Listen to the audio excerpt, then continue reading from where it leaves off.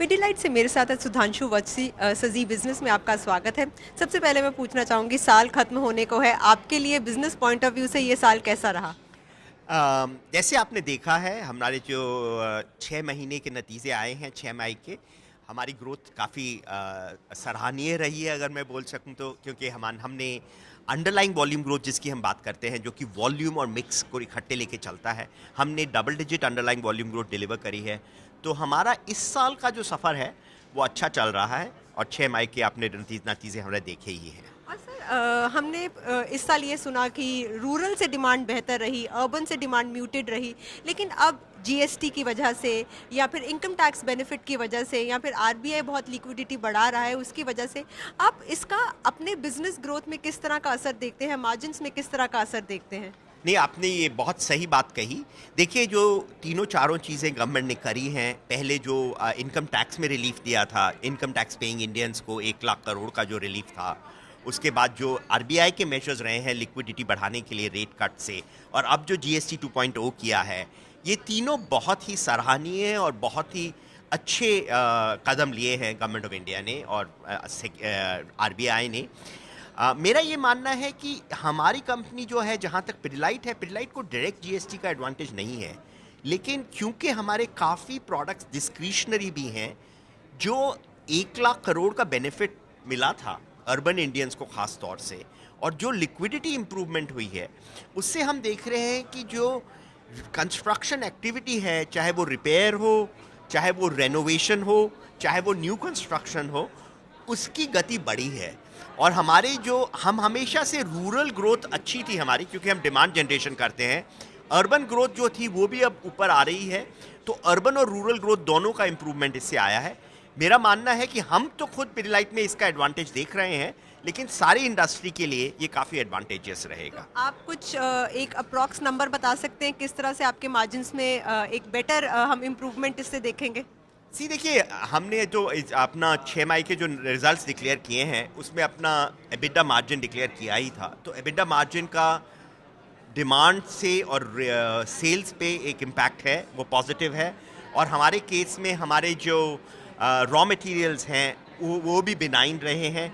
तो इसलिए हम एक कॉरिडोर बताते हैं एबिडा के लिए, पिडिलाइट एज अ कंपनी 20 से 24% का हम वो कॉरिडोर रखते हैं एबिडा मार्जिन का, जो हमारा प्रॉफिटेबिलिटी है। और जो हमारा पहले 6 महीने के आप रिजल्ट देखेंगे, तो हमारे जो रिजल्ट्स हैं वो हमारे higher end of the EBITDA margin 24% के आसपास आ रहे हैं, तो वो काफ़ी सराहनीय है। और आपने अभी रॉ मटेरियल्स की बात की कि वो आपके लिए बिनाइन रहे हैं। आप जो है अपने प्राइसिंग में कुछ अंतर लेकर आएंगे, कुछ बेनिफिट्स पास ऑन करेंगे? पाम ऑयल के प्राइसेस में भी करेक्शन हुई है, तो हम किस तरह की प्राइस स्ट्रैटेजी देखेंगे अब आपकी? देखिए, हमारा हमेशा से ये मानना है कि कस्टमर को आप सही प्राइस पे सही क्वालिटी का प्रोडक्ट दीजिए। हम उसको वैल्यू बोलते हैं, उसको वैल्यू बहुत मेंटेन रखना चाहते हैं हम।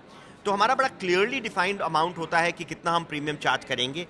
तो अगर अब प्राइसेस कम आते हैं, तो हम आइदर प्राइस के थ्रू हमारे कैटेगरीज में, खासतौर से जो बड़े फेविकॉल के ड्रम्स हैं, जो हमारा बाज़ार का बिजनेस है, उसमें अगर आप देखेंगे तो एमओपी जो होता है, मार्केट ऑपरेटिंग प्राइस, वो शिफ्ट होता है depending on what is the stuff.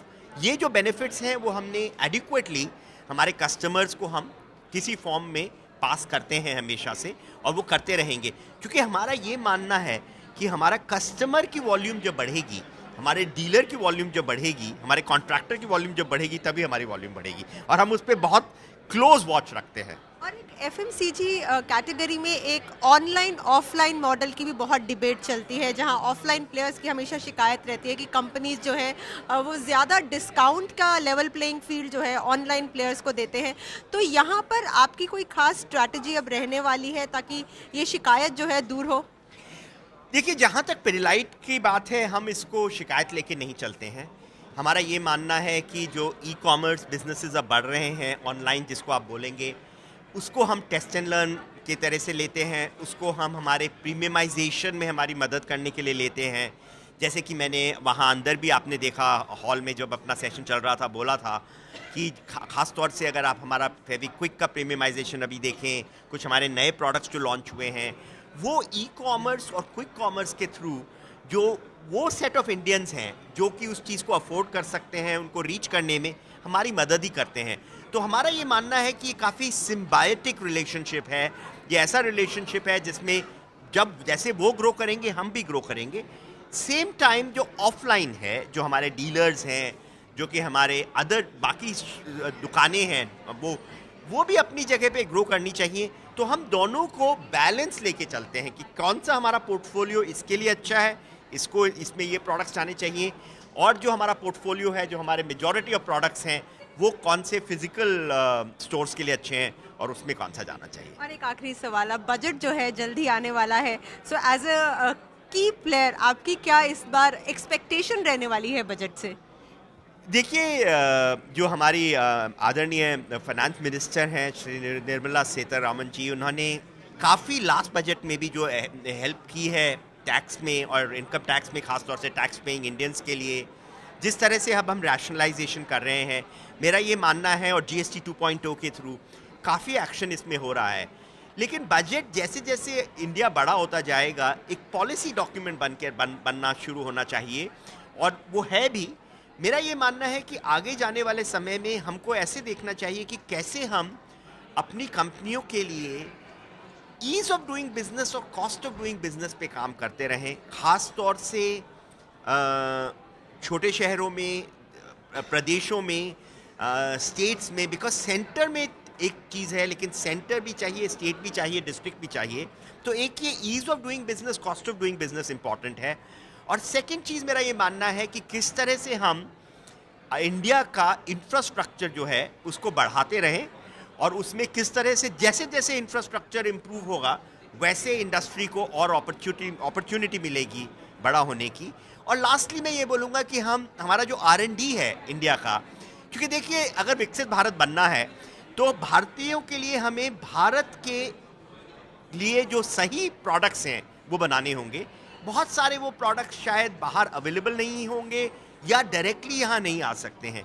तो किस तरह से हम इंडिया के लिए, इंडिया के कस्टमर्स के प्रोडक्ट्स बनाएं, और उसमें किस तरह से हम R&D को और बढ़ाएं अपने देश में, ये एक इम्पॉर्टेंट चीज़ रहेगी। किस तरह से आप इंडस्ट्री और एकेडेमिया को साथ लेके इनोवेशन और R&D बढ़ाएंगे।